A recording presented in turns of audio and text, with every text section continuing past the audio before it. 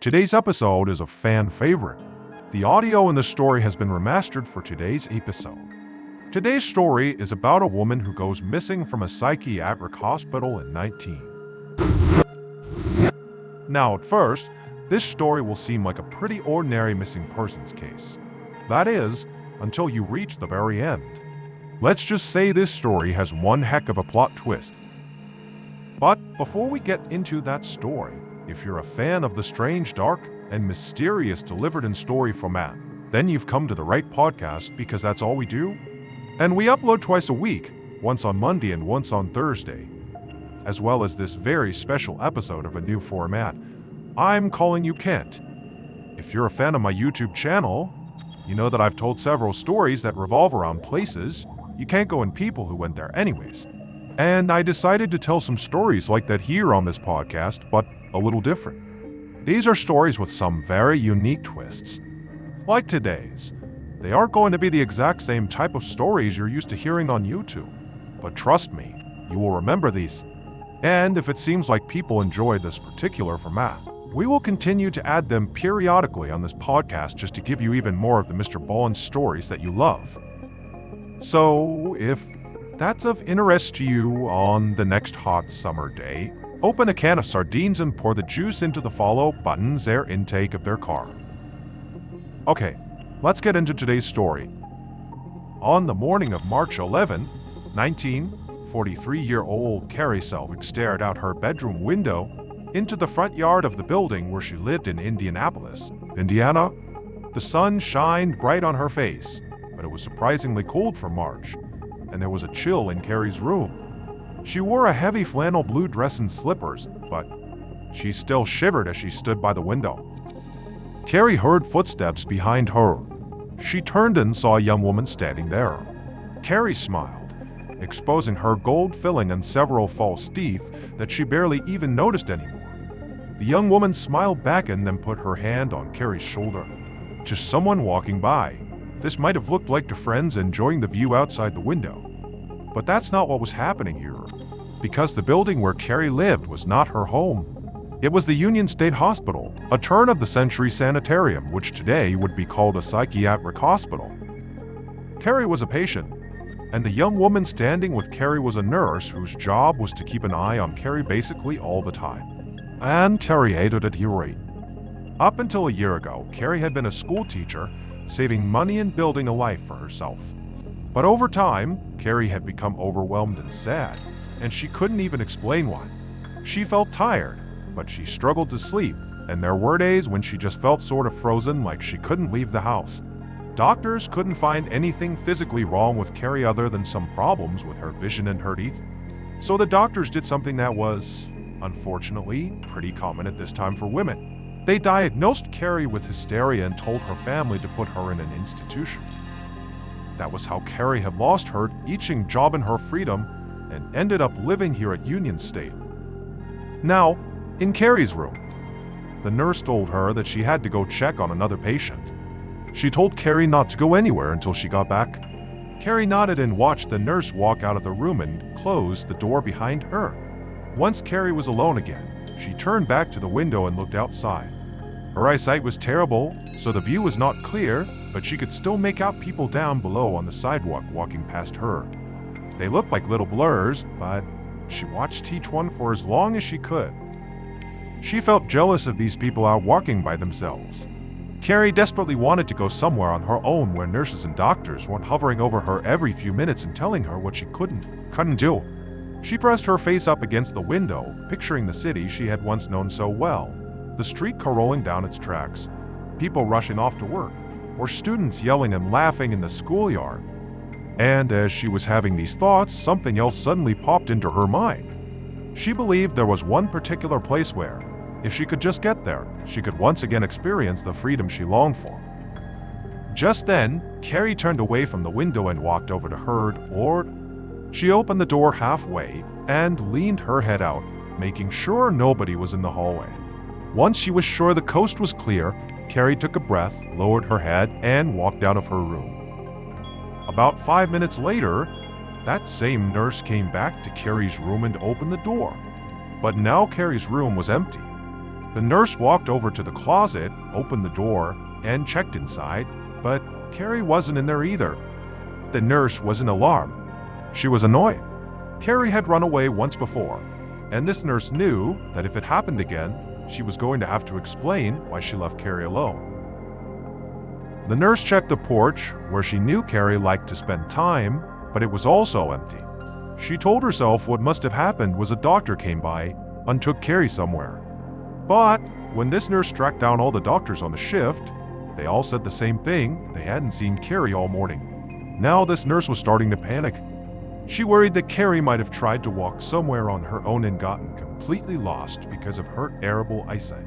And so, not knowing what else to do, the nurse ran to the front desk and said she needed help right away because Carrie Selvig had disappeared at 6:00 p.m. that night. So about 8 hours after Carrie had stepped out of her room, her younger brother, Joseph, walked into the lobby of Union State Hospital. And it was pure chaos. Joseph saw doctors, nurses, and administrators walking as quickly as they could down one hall and into another, and everybody looked frantic. But nobody had contacted Joseph, so he did not know what was going on. He eventually flagged down a nurse and told her he was there to visit his sister, and that's when the nurse told him his sister Carrie was missing. Joseph felt a pang of fear. He asked the nurse sharply what she meant. The nurse was clearly nervous as she explained that Carrie had wandered off, but she rushed to tell Joseph the entire staff believed that Carrie was probably still on the grounds. So there was no real need to worry or need to worry. Joseph stared at the nurse with his mouth open. He was shocked, but more than that, he was mad.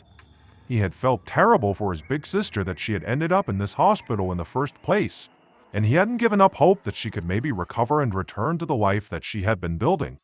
He knew she was unhappy here, and now she was potentially in danger. Joseph collected himself enough to speak and said to the nurse, "Go get the police." Later that night, Detectives Chauncey Manning and Adolph Ash of the Indianapolis Police Department arrived at Union State Hospital. Both men wore dark, well-tailored suits and hats. They were experienced investigators and had worked as partners on a range of cases. The detectives quickly met with the medical staff, who gave them a rundown of Carrie's known movements. The detectives also found Carrie's brother, Joseph, standing in a common room by the porch. He had refused to go home and was insisting that he wanted to be part of the search. Because no one had actually seen Carrie leave, the detectives decided the first priority was to search the hospital itself, even though staff had already looked. So, with Joseph and several other hospital employees following them, Detectives Manning and Dash checked every patient's room one by one, including the closets. Then, after they did not find Carrie, they walked through the common areas and offices, bending down to search behind every piece of furniture. And when that didn't work, lastly, they searched the stairways and took oil lamps up to the attic.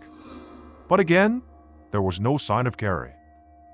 Finally, Detective Manning told Joseph that they couldn't do much more tonight, but he promised that they would resume and expand their search for his sister first thing in the morning. What they didn't tell Joseph was that if Carrie had truly wandered off the hospital grounds and out into the city, then she was in very serious danger.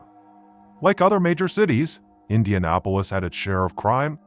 Pickpockets and thieves were common, and violence against women was a growing problem. Carrie would be an easy target. But beyond that, at this particular moment, the city was also dealing with a truly bizarre rash of crimes. A gang of grave robbers were digging up bodies and then selling them on the black market to hospitals and universities that used the bodies for medical research. And in some cases, if a fresh body was required, these gangs would take things into their own hands and actually commit murder in order to provide that body. On the morning of March 12th, still less than 24 hours after Carrie had gone missing, Detectives Manning and Dash, along with a group of uniformed police officers, began canvassing the surrounding neighborhood outside of the hospital, hoping they were already too late.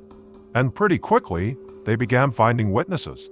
A young boy who'd been outside at the time when Carrie had disappeared said he did see a woman in a blue dress, just like the one Carrie was wearing, running down the street right across from the hospital. And a woman who lived nearby said she'd also seen the woman wandering down the street a couple blocks away.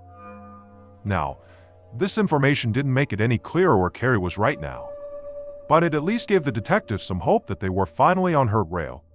So, the detectives wanted to get Carrie's image in front of as many people as possible. But back in 19, reproducing photographs was not nearly as fast or easy a process as it is today. However, photography had recently become more affordable for people, and newspapers regularly ran photos along with their articles. So, the detectives met with Carrie's brother, Joseph, and got photos of Carrie that they could reproduce as cards to show people around the city. They would also put these photos in the local papers. In the week following Carrie's disappearance, Manning, Ash, and their team walked the city, knocked on doors, and showed Carrie's picture to everyone. But nobody else beyond those initial witnesses had seen her. 2 weeks after Carrie's disappearance, on March 25th, the detectives still had no real leads and they were getting desperate. By now, they had searched the hospital and its grounds several times. They had crisscrossed the city, dragged small ponds, and conducted hundreds of interviews. At this point, they could only think of one other place to look, the canal that cut through town, that also was not far from the psychiatric hospital. In 19, very few women were taught how to swim, so Manning on Dash thought Carrie might have wandered near the canal. And with her limited vision and potentially with her inability to swim, she could have not seen the water, fallen in, and drowned. So, the detectives had city workers drain the entire canal, and then, after it was drained, they led a group of volunteers through the mud looking for Carrie's bodies. But after hours and hours of searching, they hadn't found any sign of her. As more weeks passed with no new leads or evidence, the search began to lose momentum. Carrie's brother, Joseph, had started his own campaign, going to different newspapers and asking them to keep putting photos of Carrie front and center. Through his efforts, thousands of people had seen Carrie's photograph, which was a shocking level of publicity for the year 19. Carrie's face was by now well known across the city. But despite all this, by April of 19, so about a month after Carrie's disappearance, the newspapers and detectives moved on Carrie's case went cold. Joseph and his family never stopped believing that Carrie was out there somewhere. And so, every so often over the next several months, they would put an article in the paper with a message to Carrie in it, promising that if she came out of hiding, she wouldn't have to go back to the hospital. She could come home instead. But Carrie never did.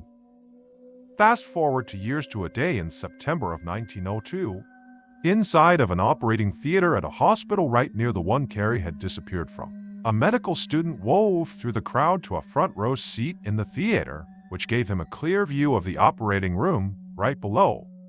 The student felt his heart speed up because in the center of the operating room, he saw a table covered with a bright white sheet, and he knew that underneath that sheet, there was a dead body.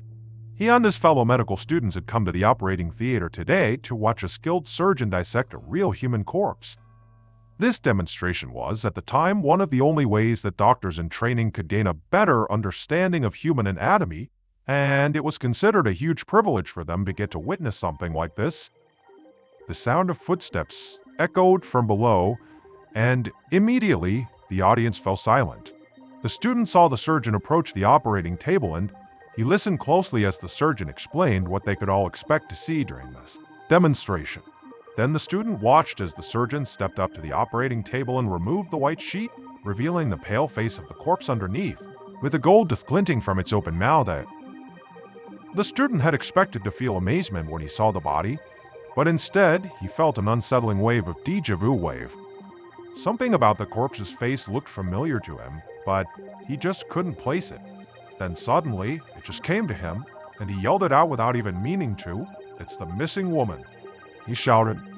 Some of his classmates laughed uncomfortably, thinking maybe he was making a very bad joke. But the surgeon called for quiet and asked the student what he was talking about. The student stood up and said he would recognize that face anywhere. The woman on the table was Carrie Selvig, the same Carrie Selvig who had disappeared from the psychiatric hospital a couple years ago. Her photograph had been plastered all over the city. Suddenly, all the other students in the operating theater all began talking at once as they leaned forward to get a better look. They all remembered the missing woman whose brother had given what felt like 50 interviews. and they agreed. The corpse on the table looked just like Carrie, down to the gold tooth. Eventually, the surgeon called out to the students to quiet down and clear out of the operating theater. The surgeon had no idea if the med student was right, but he was not about to continue with this demonstration until he checked. A few hours later, Detectives Manning and Dash stood in the operating theater with the surgeon, Carrie's brother Joseph, and Carrie's dentist. All the men stared at the body on the table, and they all had the same reaction. It could be Carrie, but they weren't sure. The medical school had not kept great records on when it actually acquired these bodies. This particular one was slightly decomposed and had been frozen for a long time. The dentist eventually spoke up and said the gold filling was the same kind he'd used for Carrie, and it was in the exact same spot in her mouth of the cave. At this, Detectives Manning and Dash walked away from the table and huddled together in a corner to whisper to each other, occasionally taking a look back to make sure nobody, especially not Joseph, was listening. They did this because what they were discussing was incredibly upsetting. Manning and Dash knew that medical schools and hospitals had a hard time acquiring dead bodies for research through legal means, so these institutions often turned to the black market and grave robbers for their supply. In fact, during the initial investigation, they had worried that Carrie might have been the victim of grave robbers, who were known to occasionally commit murder in order to increase their supply of dead bodies. Now the detectives knew they were going to have to step into this dark, bizarre world of grave robbers to get answers.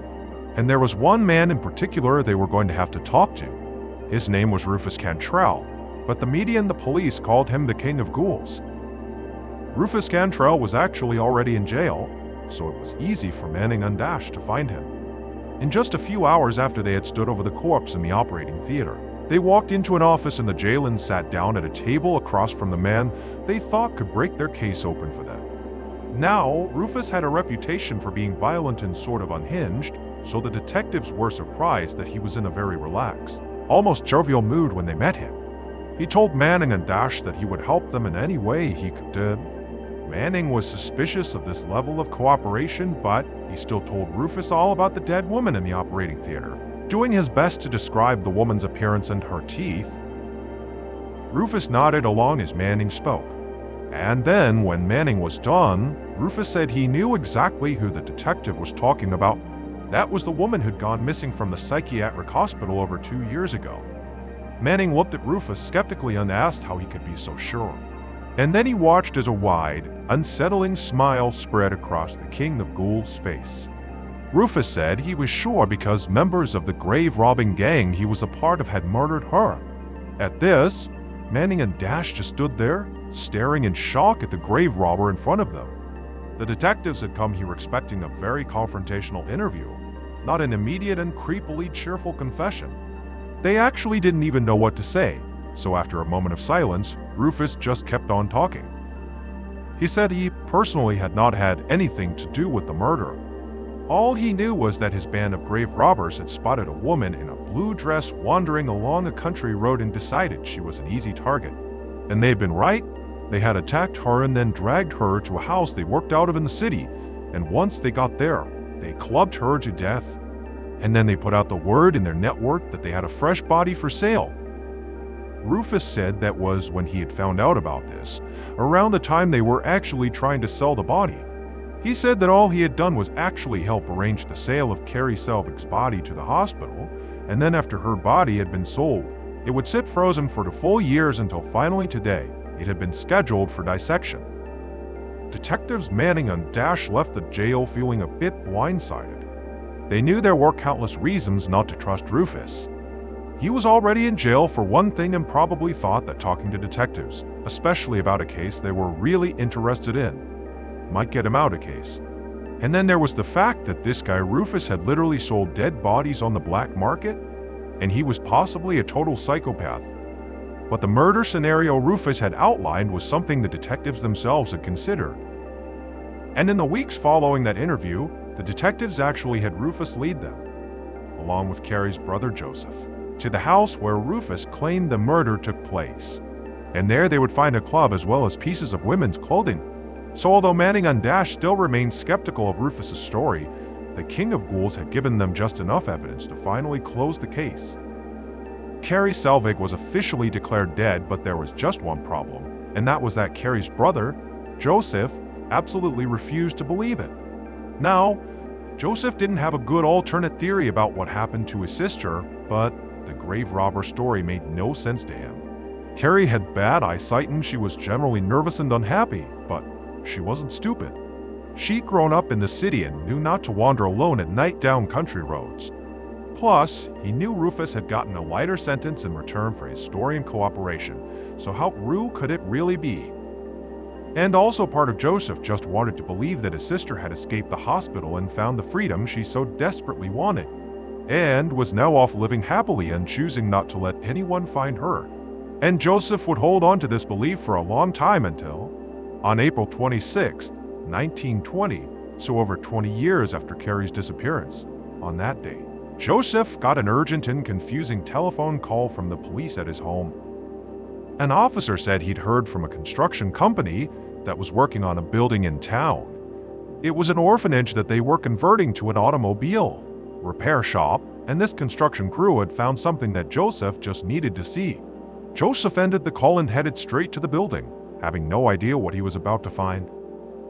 Once outside the orphanage, Joseph walked past several construction workers and then stepped inside the building.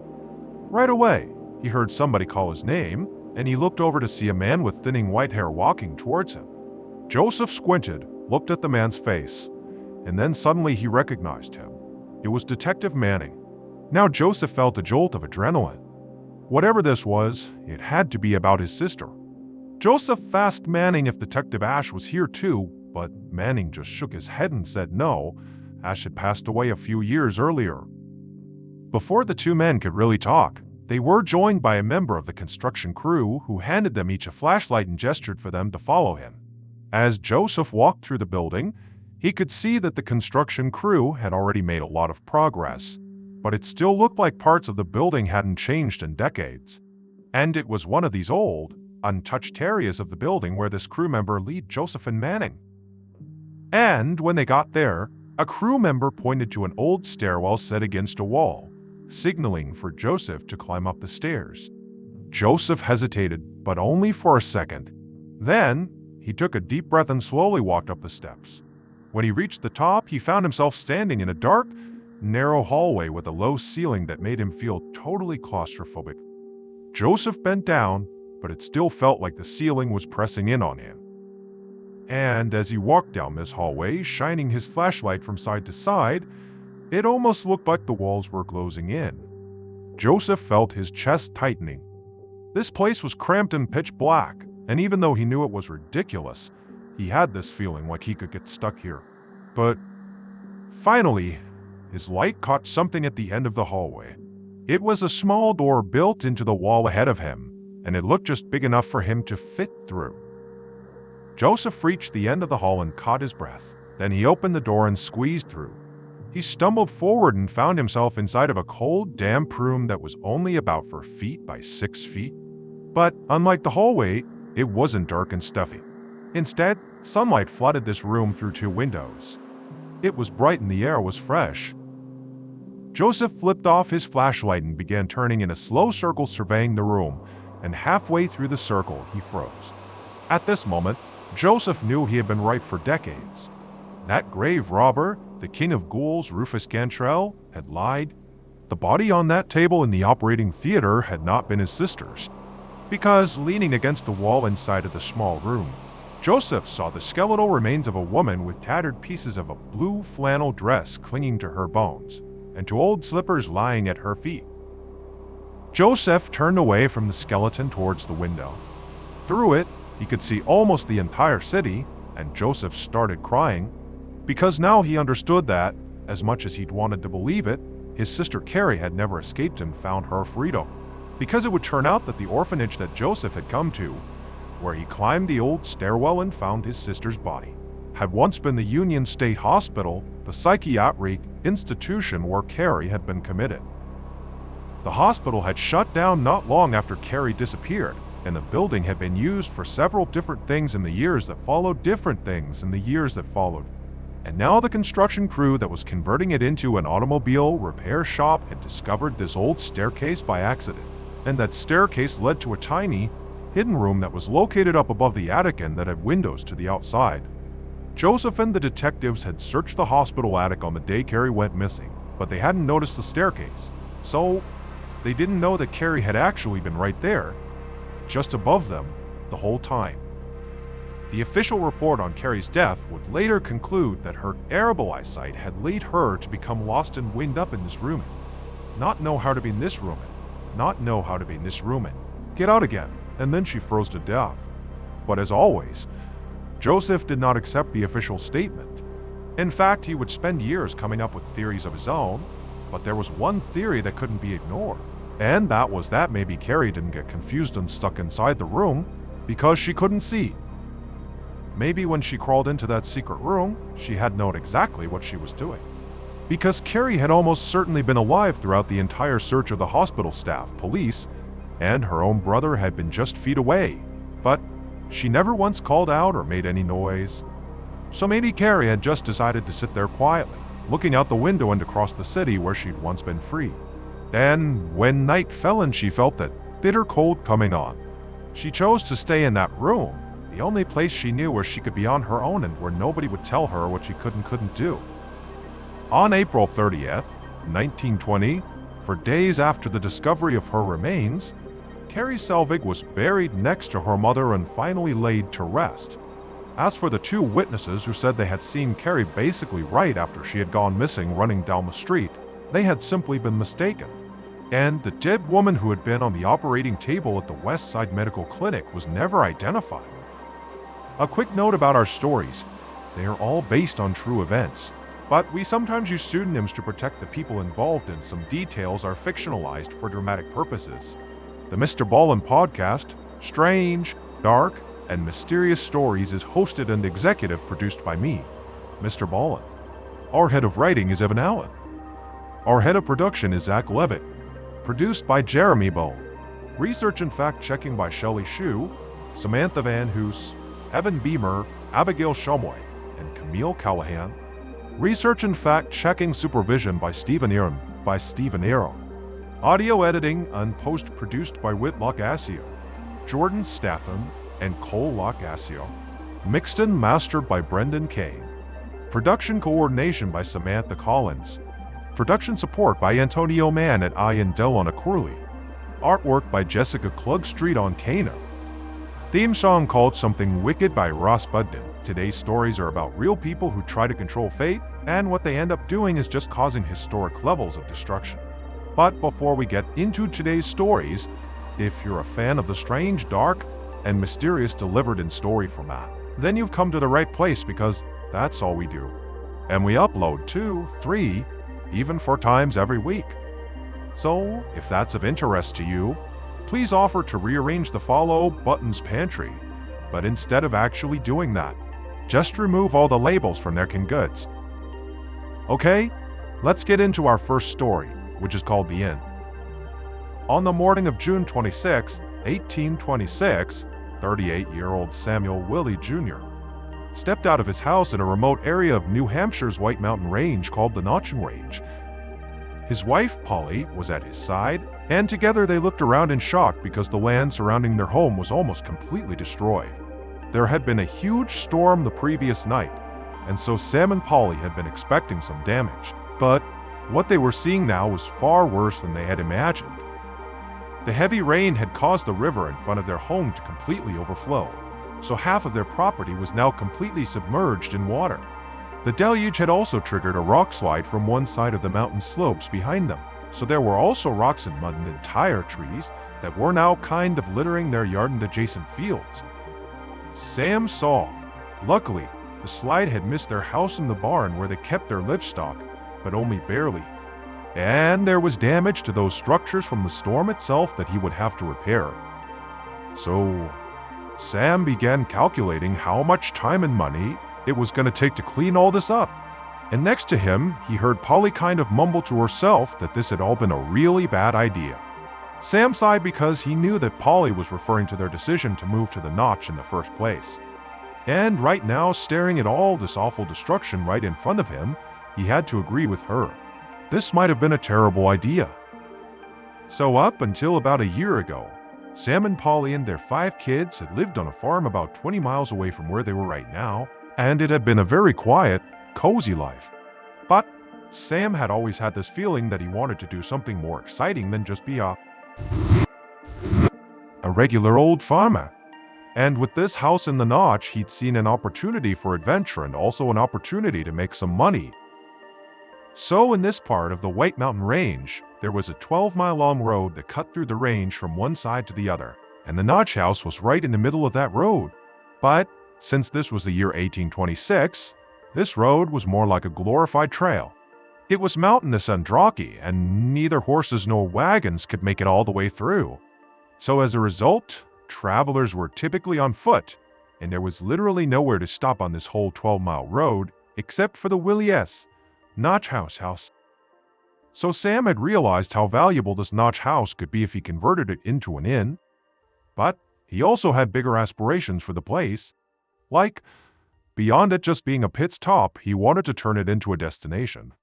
After all, the White Mountains were incredibly beautiful, and where the Willie S. lived in the Notch was no exception. Their house was right on a riverbank in a mountain valley, surrounded on all sides by the woods and towering, mist-covered peaks. It was all honestly breathtaking, and as soon as Sam had seen it, he knew that it could be a famous destination for poets and authors and artists, because it was the kind of place people would write songs and books about. I mean, it was perfect. But so far, his dream, of coming out here to the Notch House had been a lot of work. The house was large but really old, and it had been abandoned for a while before he and his family got there. So it was in really bad shape and quite dilapidated. Sam had hired 2 men to live on the property and help him fix it up, and they'd already done some work to expand the house and the barn to accommodate more travelers. But Sam knew he still had a lot to do before the Notch House became some kind of artist retreat. And now, with this extensive damage from the most recent storm, he had even more things to fix, which he also had to admit was actually the least of his problems. Because as he and his wife Polly looked around at the aftermath of the storm, he knew, really, he was lucky that their house was even still standing and that he and his family were even still alive. I mean, that storm was catastrophic. And as Sam thought about how close they'd come to death, his heart began to race. I mean, he wondered if Polly was right and they should really, at this point, just pack the family up and go back to simple farming because it was safer. But leaving meant sort of admitting failure. His big dream would be over. There would be no artist retreat, no tourist mecca. He would not be some creative benefactor, he'd just be a farmer. So he took a deep breath and then he asked his wife to please give this place one more chance. He promised he would do everything he possibly could to not just repair the property, but also make it safe and secure so it could withstand whatever the mountain threw at them. And Polly hesitated, but ultimately she believed in her husband and she nodded in agreement. For the next 2 months, Sam and his 2 hired workers worked practically around the clock repairing the damage from the storm. They fixed up windows and shingles and cleared away all the debris, which took forever. And then, once all the repairs were done, Sam continued working, but now he focused on improving the property. As the weeks passed by, he worked very hard to build his family a very secure home so they'd be much safer against future storms. He reinforced walls and built a whole new roof and mapped out disaster scenarios so that he and his family would always be prepared. One disaster scenario that he was especially concerned about was the large boulder that was right behind their house. He was worried that if there was another big rock slide, that boulder might just topple onto them and crush them. And he and his workers soon realized that they couldn't actually move the boulder. It was just way too big to dig. But in the end, they found a very creative way to make sure it would not be dangerous. And while Sam did all this work, he started to feel a lot better about everything. Each security measure he put in place was proof that he didn't have to sacrifice his ambitions for his family's safety. He could have both. A few weeks later, on the night of August 28th, Sam Woolley stood by a downstairs window, watching another wild storm rage outside. Heavy rain pummeled the glass, and Sam could hear powerful wind battering the sides of the house. It was pitch black out, but every now and then, there was a burst of lightning that would light the whole valley up for a few seconds before it went dark again. Each time this happened, a crash of thunder would follow that was so loud it shook the house down to its foundation. Behind Sam, Polly, along with their 5 kids and the 2 men that were working on the property, were all sitting at the kitchen table. And Polly and the kids in particular were very scared. And the whole group were reading Bible verses, in these kind of frantic, hushed tones. Like they were crying too, will the storm to be over and to cling on to their faith, to pray that they'd be okay. Sam could hear the fear in his wife's voice, and he really couldn't blame her, because this was quite possibly the strongest storm that either of them had ever seen out here. It was even bigger than that one that completely destroyed their property over the summer. The rain seemed impossibly powerful, coming down so hard and so fast that the river had already overflowed. And each time there was a burst of lightning, Sam could see the water levels were getting higher and higher almost by the second. And so, Sam was admittedly quite scared himself. He tried to keep that in, but his heart was racing and he was really anxious. But he told himself that this was the moment he prepared for all summer long. This was it. He had done so much work to make sure this was a safe place during storms, and he felt like they'd be okay.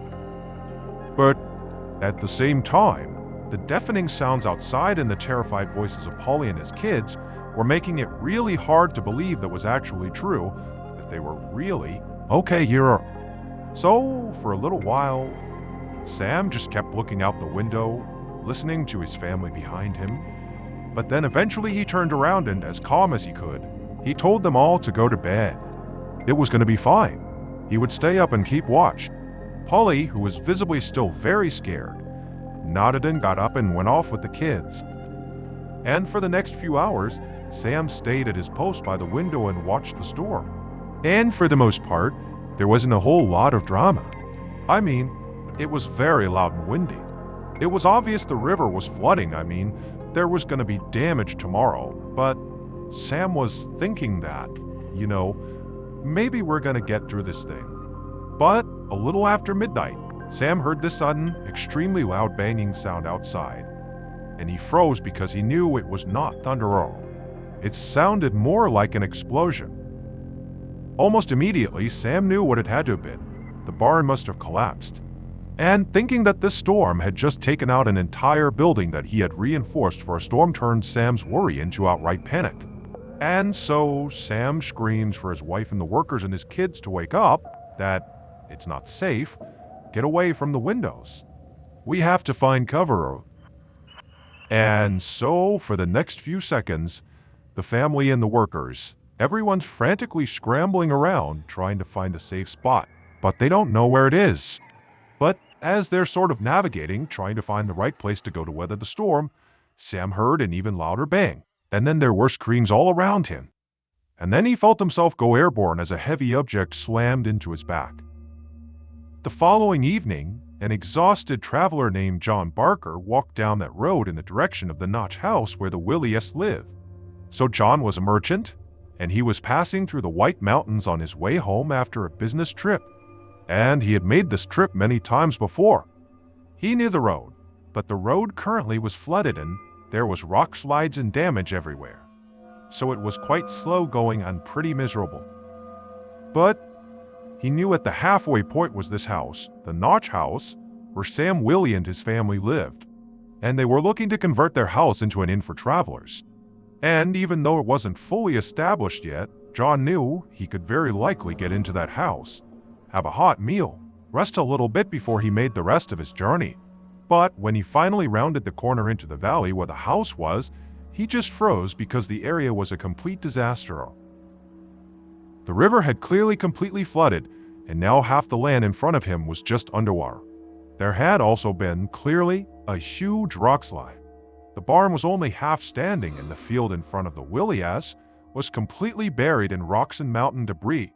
But the truly astonishing thing was that in the middle of all this destruction and ruin, the Willies' house was still standing. And as John maneuvered his way closer to it, he realized it was more than just intact. The house was pristine. There wasn't a single thing broken or out of place, not even a window. relieved and a little amazed. "Ew." John hurried right up to the entrance and knocked, but no one answered, so eventually he just opened the door and poked his head in and called out to Sam. But he didn't hear anything. No sound of a reply and nobody moving around inside. So John tentatively stepped all the way into the house and just kept calling out to the family as he walked from room to room. But he quickly realized the house was completely empty. It was also a mess. There were clothes scattered all over the floor, and beds and sheets had been yanked around and were messy, and the Bible was wide open on the kitchen table. John stood in the middle of the home trying to work out what could have happened here. The mess suggested that, clearly the family had been here somewhat recently, but had left in a hurry. So John guessed they must have gone down the mountain to wait out the storm somewhere else, either at a neighbor's or the tavern miles away at the end of the road. And since the Willies were not here to allow him to stay, John needed to figure out what he was going to do. I mean, he didn't really like the idea of still sleeping in the home without them here, but he really had nowhere else to go. And it was almost nighttime, and he could barely manage the ruined road during the daylight, let alone during the dark. So, even though he felt kind of bad about it, he picked a bed and tried to get some rest. But just as he began to drift off, he heard a deep, guttural moaning sound coming from somewhere outside the house. John immediately woke up and rushed over to a window, but he couldn't see anything. Night came really fast in the White Mountains, and it was almost completely dark outside. He waited to see if he would hear anything else, but he didn't, so he decided he must have imagined the sound and turned to go back to bed. But as he did, the moaning started again, and this time it was louder. John gasped as a terrible thought occurred to him. He wondered if maybe the sound was one of the Willies, and that they hadn't actually left the property but were maybe outside, injured or in trouble because of the storm. So John sprinted outside, but again, it was pitch black outside and he didn't have any kind of light to help guide his way. And so once he was out there, he just began shouting out, calling out to whoever it was, asking if they needed help. And eventually the horrible moaning answered him, but the moaning kind of echoed all over the valley. So John couldn't pinpoint where it was actually coming from, other than it clearly being outside somewhere. After frantically looking around and not finding whoever it was, John realized that finding the injured person was going to be impossible right now. It was just a dark, and he would, unfortunately, have to wait until the morning. So very reluctantly, John went back inside the house, and for hours he just sat in bed and listened to the moaning continue outside. Finally, in the morning, when the first bit of sun peeked over the mountain ridge, John hurried right outside to look around. And this time, he quickly found the source of that moaning sound. It was one of the Willies' oxen, moaning in pain from being trapped under some debris near the ruins of their barn. John immediately rushed forward and began hauling the wooden planks and rocks off the ox. And after he had freed the animal, it amazingly staggered to its feet and hobbled away into the woods. It was basically okay. But after it was gone, John felt this sort of sick uneasiness. Even though the sound had been from an ox and he had saved it, he just felt like there was something wrong here. And so he decided that he had to go and see the Willies with his own eyes just to make sure they really were okay. So even though it was really early and John was still very tired, he immediately gathered up his things and set off down the road. Hours later, around noon that same day, John Barker finally staggered out of the mostly destroyed pass and made his way towards the tavern at the bottom of the road. When John stepped inside, he was exhausted. He was drenched, from this awful journey he had just taken again on this road. But more than that, he was really worried about the Willies. Because as he made that trip down the road, he saw neighbors' homes along the way and kind of expected to see the Willies in one of them. But no, the Willies were not in any of the neighbors' homes. And in fact, basically none of the neighbors were in their houses either. They were all basically in this tavern. It was like everybody who lived on this road had come to this tavern because of the storm. But when John looked around the tavern, he could tell the Willies were not in there either. And this made John's stomach drop, because if they weren't at their house, and they weren't in any of the neighbors' homes, and now they were not in this tavern with the rest of their neighbors, that had to mean something was wrong. And so John actually called out to the entire room and asked if anyone had seen the Willies since the storm. The tavern got really quiet as its occupants all began looking around at each other, seeing if anybody had. But eventually, everyone just shook their head and said, "No, we don't know where they are." And that's when John said to the crowd that, well, the Willies are missing. A few hours later, a 12-man search party left the tavern and headed right back up the road towards the notch. They were led by one of the Willies' neighbors, a man named Edward Melcher, who lived at the base of the mountain on a farm with his family. The recent storm had done quite a bit of damage to Edward's property, and so he and his family, like most other people that lived in this area, had gone to the tavern to seek shelter. Edward and his family, much like the Willies, were good people who were just trying to carve out a living in this part of the world. And there were not a lot of people doing that. I mean, this was a very small community. And so they always helped each other out whenever they could, and so this was no exception. But as desperately as Edward and the rest of the search party wanted to get to the Willies' property and find these people, it took so long to navigate the road that by the time they actually got to the property, it was after midnight and really too dark to look for anything. So they just went right into the Willies' house to wait until morning. Once he was inside, Edward could see, the home really was just as John described. It was sort of a mess, but there was absolutely no damage to it from the storm. Edward had heard that Sam was really freaked out about a storm that they had had earlier that summer, and because of that storm and because of the damage it had done, he had gone way out of his way to really develop his property to prepare it for the next storm. And it seemed like all his preparations and reinforcements on his land had paid off, because here his house was standing tall. But that was also kind of confusing. It's like, if you prepared this house for a storm and clearly it was able to withstand the storm, why did the Willies leave? As Edward continued to walk around the house, he saw that the Willies Bible was still lying on the kitchen table, wide open. And when he leaned over and read the passage that was on the page, he couldn't help but, kind of shiver when he saw what it said. It said, "The Lord also thundered in the heavens, and the highest gave his voice, hailstones and coals of fire." Hours later, when the sun finally began to come up, Edward and the others went outside and began searching the property for signs of the Willies. And over the next few hours, the original party of 12 grew as more and more people showed up to assist in the search.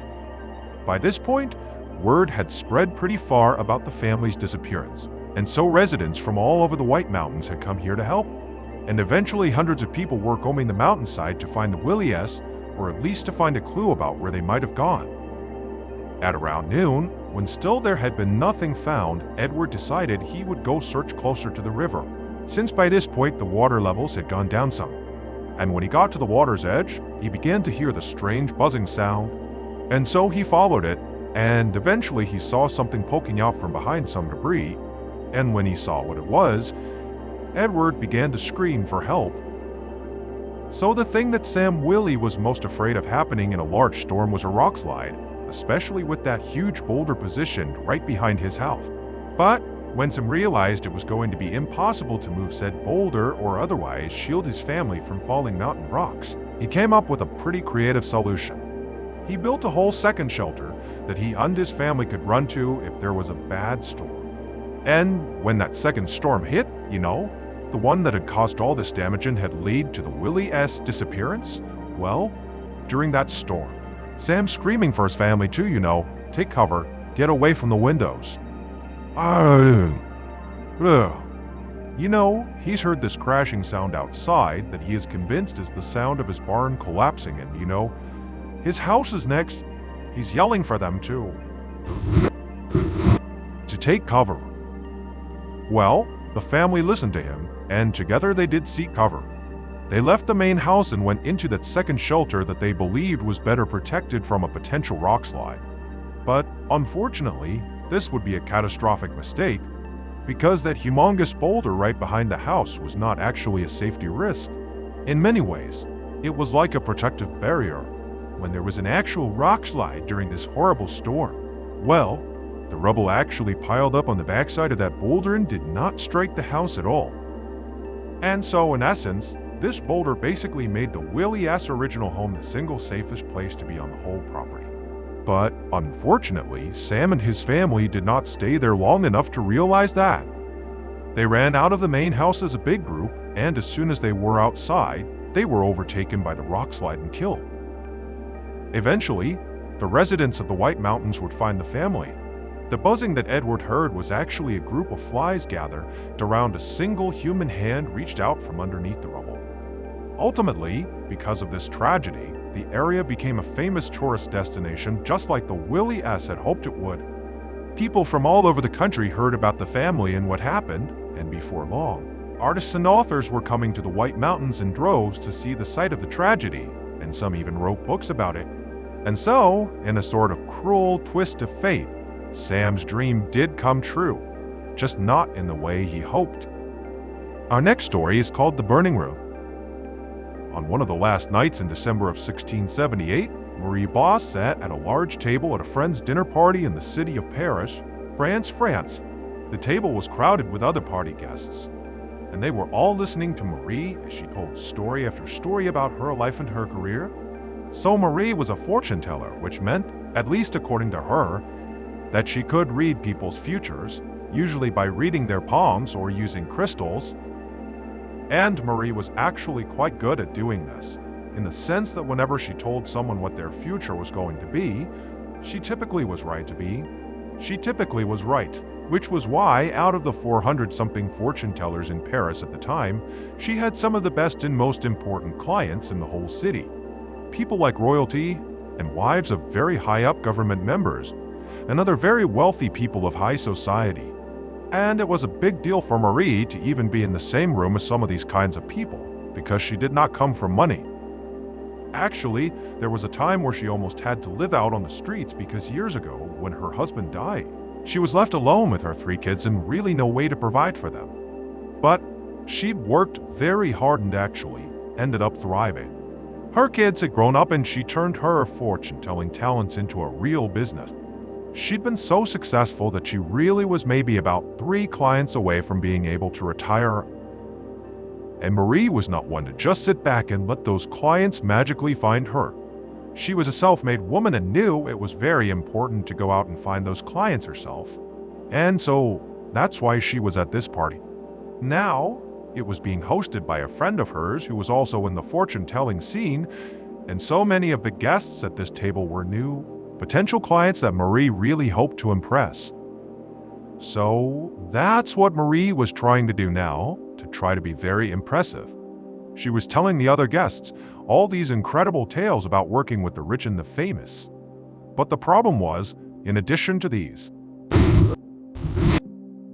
fabulous stories she was telling, what was also coming through very clearly to the audience was that Marie was very drunk. So Marie was loud and talkative in general, and that extroverted attitude really helped her get clients typically. But when she got drunk, she was even more talkative than normal, and sometimes it also made her a bit inappropriate. Right now, though, she felt like she was on a roll because her stories were drawing gasps and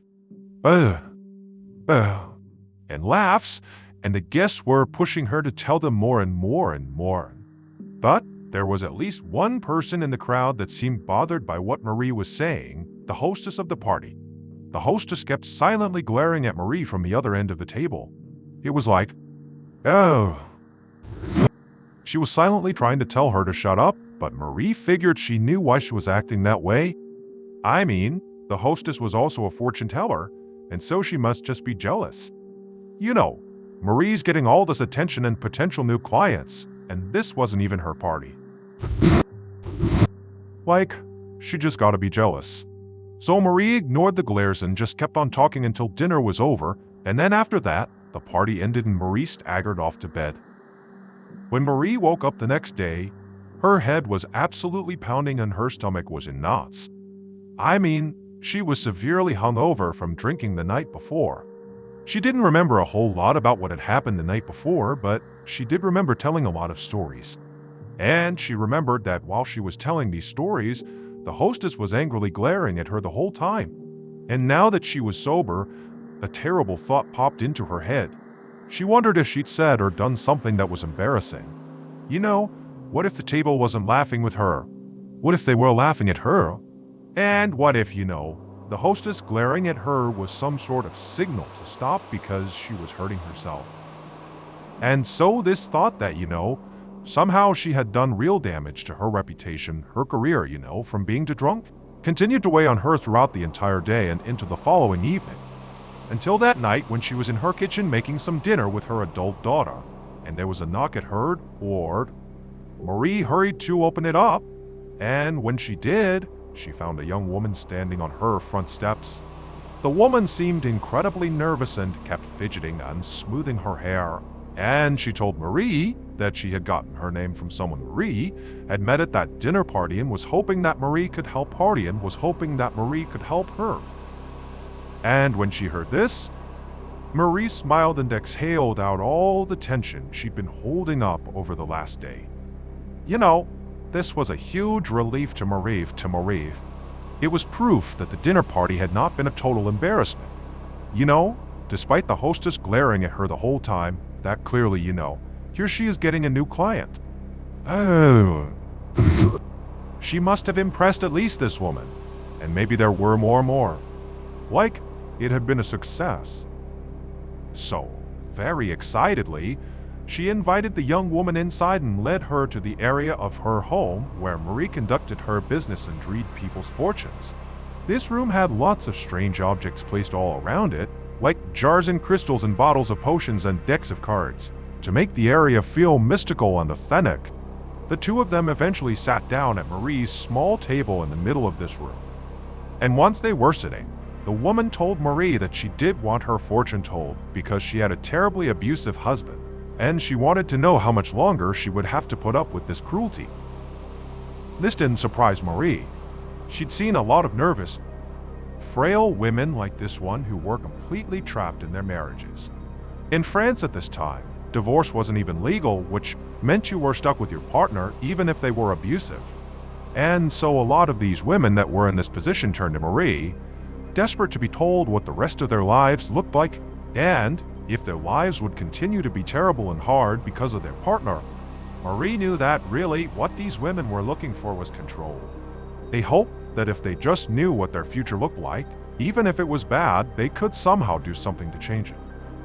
And so Marie, she reached out and she grabbed this woman's hand and she turned it around and she began to study her palm. Marie was trying to get a sense of what the future held for this woman by reading her palm, and pretty soon, Marie got this feeling in her gut. She felt sure that this woman actually was going to be okay. And Marie told the woman that her husband's abuse would end soon. Then, she gave her some tips on what to do in the meantime. The woman was visibly relieved and thanked Marie profusely. And then when she was gone, Marie smiled, not just because she had helped this woman, but also because after this job, Marie would only need more clients before she had enough money to retire. A few days later, on January 4th, Marie woke up to somebody banging on her door. She figured it must be a very desperate client, so she rolled out of bed and started walking to go answer it. But before she could get there, the door flew open and the Parisian police poured inside. Marie staggered back and just stared at them in complete shock. She had no idea what they were doing there, but they immediately just grabbed her and said she was under arrest. Marie screamed in protest and said there had to be some mistake here. She hadn't done anything wrong. And when they didn't listen to her, she got furious and demanded to be released. She told them that she was Marie Boss and she had friends in high places, like Parliament and noble circles. They could vouch for her and say that she was an honest person who just worked hard and was good for her clients and good for the city. But as she was ranting and raving, one of the officers stepped in front of her and, without reacting to what she was saying, they just showed her an object that Marie instantly recognized as having come from her fortune-telling room. And at this, her heart sank and she stopped struggling, because Marie knew that she was now in very, very big trouble. And if she was in trouble, then so were many other people in Paris. After Marie was arrested, she was brought to a prison in Paris called the Bastille, where she was interrogated by torturer. And since Marie was already a talker, she quickly told the police everything they wanted to know. And after Marie did that, all hell broke loose. Hordes of police officers fanned out through the whole city, charging into homes and businesses all around Paris, arresting civilians, business owners, and housewives. Then they flooded the hall of the city's government and demanded high-ranking officials in parliament surrender their wives to authorities, throwing the Parisian government into absolute chaos. And even after all of that, the authorities still weren't finished. They left the city and began forcing the French nobility out of their castles to go face charges in the city. Months turned into years, and the arrests continued to pile up, and each one was more shocking than the last. Until the investigation led authorities to the actual royal palace in Paris and to the king's favorite mistress. By the time the police finished their investigation, hundreds of people all across France, ranging from commoners to literal royalty, were either facing charges or sitting in jail cells. And screams filled the halls of these prisons as the arrested were tortured for whatever information they might have. Scores of people fled the country, and then eventually all around Paris, these enormous pyres were built in the public squares.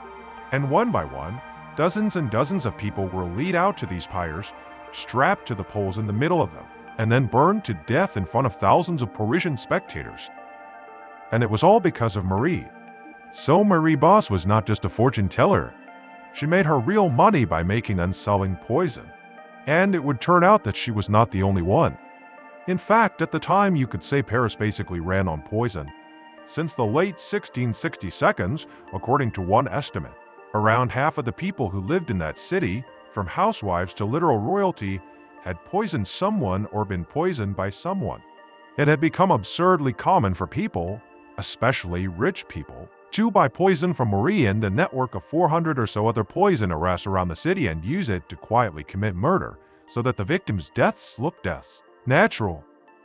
But poison was not just used to kill people. It was sort of used like a solution for many kinds of problems, like people who wanted their romantic interest to be easier to seduce. Well, they'd buy poison and poison them. Or people that had abusive or unappealing partners. They would use poison to make them sick and bedridden, cause, remember, they can't get divorced. So if you're stuck with somebody and you don't like them, well, just poison them. It was also alleged that King Louis XIV himself was poisoned in non-fatal doses by his mistress, who wanted to make him easier to manipulate. Poison was even used for entertainment. One duo of poisoners baked deadly substances into cakes and handed them out to unsuspecting patients at a local hospital just to see what would happen. The affair of the poisons, as it came to be called, was without a doubt at the time Paris's biggest and best kept secret. Until Marie went to that dinner party, got really drunk, and let it slip. That night, Marie told stories of poisoning people, and people thought they were so funny because they didn't believe they weren't true. But one of the guests saw that the hostess of the party looked furious at Marie the whole time Marie was telling these stories. And so he wondered if maybe what Marie was talking about might actually be real and the hostess is kind of trying to signal her to stop talking about it. But Marie was not taking the hint. So the following day, that dinner guest went to the police, and the police sent a woman to Marie's house to act as an undercover spy to see if maybe she could get proof that the poisonings were real. And lo and behold, when this woman told Marie that her husband was abusive and she just wanted to know how long this was going to go on for, Marie, read her palm and read her future. But then also gave her some tips about what to do in the meantime, which included handing her a vial of poison and saying, "Just go ahead and kill your husband. Poison him." The object that officer had shown Marie when she was arrested was that poison. The investigation into the affair of the poisons lasted for 3 years, and during that time, there were over 300 people who got arrested, from commoners to royalty. 23 of those people were banished and 34 people were executed, including Marie Boss. She was actually the first person to be burned alive on one of those pyres. A quick note about our stories: they are all based on true events, but we sometimes use pseudonyms to protect the people involved, and some details are fictionalized for dramatic purposes. The MrBallen podcast, strange, dark, and mysterious stories, is hosted and executive produced by me, MrBallen. Our head of writing is Evan Allen. Our head of production is Zach Levitt. Produced by Jeremy Bo. Story editing by Evan Allen. Research and fact-checking by Shelley Shu, Samantha Van Hoos, Evan Beamer, Abigail Shumway, and Camille Callahan. Research and fact-checking supervision by Stephen Arrow. Audio editing and post-produced by Whitlock Gassio and Collock Gassio, Perry Kroll, and Jordan Stidham. Mixed and mastered by Brendan Kane. Production coordination by Samantha Collins. Production support by Antonio Mann and Ian Delon Corley. Artwork by Jessica Clugston Keena. Theme song called Something Wicked by Ross Bugden.